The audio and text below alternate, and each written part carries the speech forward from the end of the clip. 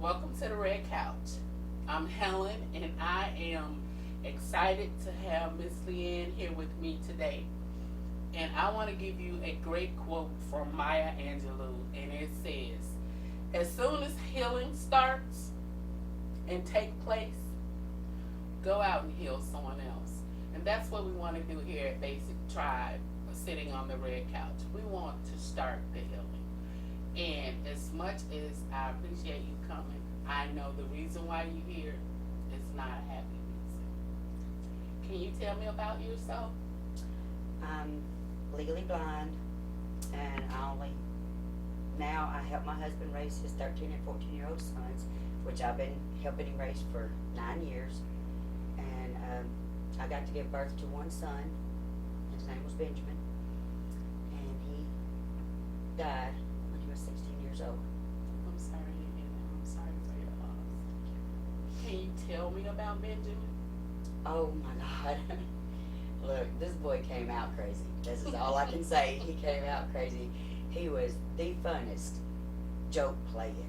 And I almost lost him when he was 7 because he got hit by a car. Oh, God. He got hit by a car when he was 7, and he was in a coma at Children's Hospital for 7-10 days. And at 7 years old, I had to potty train him. I had to teach him about life again. He doubled up on his schoolwork so the teachers could get him passed.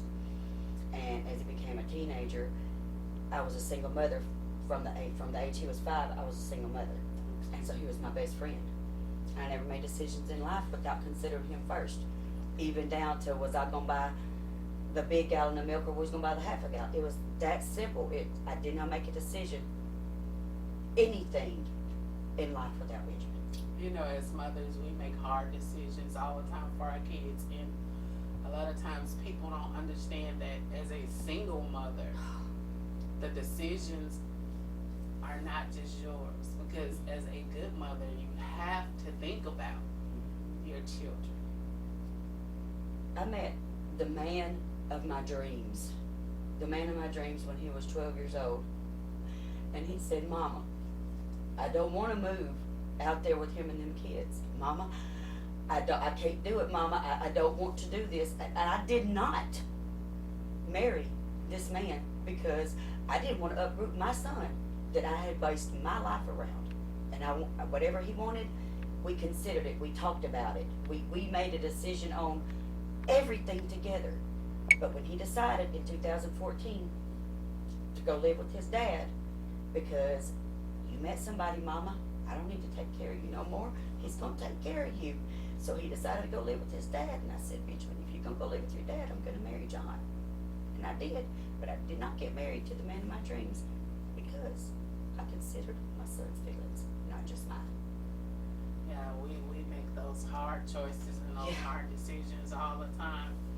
And I think I want to fast forward a little and ask you about the day. Can you tell me about the day? On Wednesday, we went to the rodeo. He rode in the parade in a covered wagon with a friend of mine's dad. We had fun. We went on to the rodeo, and after the rodeo, he said, "Mama, I'm gonna go hang out with my girlfriend a little bit." And I was like, "All right." So we got to the house, and he said, "Mama, lay down there. I'm fixing to walk to the end of the road." So his girlfriend and 2 other children were with him, and they left.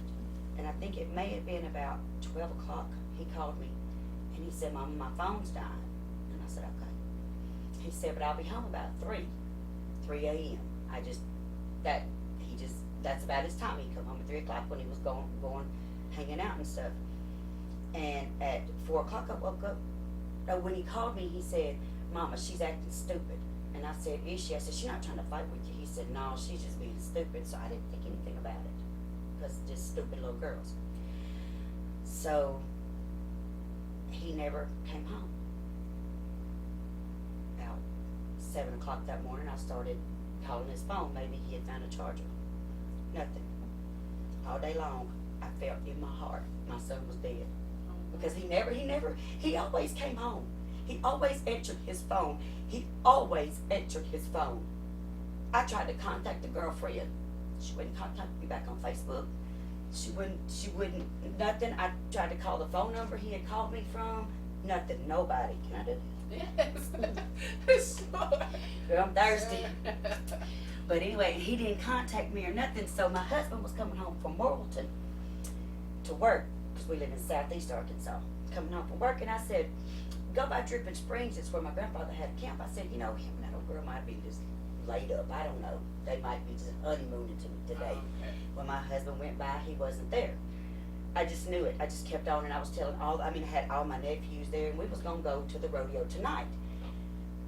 I just sat there, and I was just like, y'all, something ain't right, something ain't right. So, on our way, I just kept on and kept on to the rodeo, kept on trying to call this girl. Finally got in touch with her before we went to the rodeo. She's going to the open house at school. Where's Benjamin? I don't know. Well, you left my house with him, and you didn't bring him home. Where is he at? So I'm sitting at the rodeo in the vehicle crying and telling my nephews, I said, y'all, I feel like he's dead. I feel like he's dead. And my husband was out, and I could, because I'm blind, I couldn't see, but he was talking to some people, and he came and got in the truck, and he said, Stevenson Dearman Funeral Home. Oh my God. And I said, I told you he was dead. I told you when he was dead. I told you he was. So when I got to the funeral home, the sheriff, Mark Gober, came out, and I said, I just want to know, does he have a mole in his belly button? And he said, yes, he does. I hit the floor. My husband went in. The sheriff would not let me identify my son's body. He let my stepson and my husband identify my son's body. And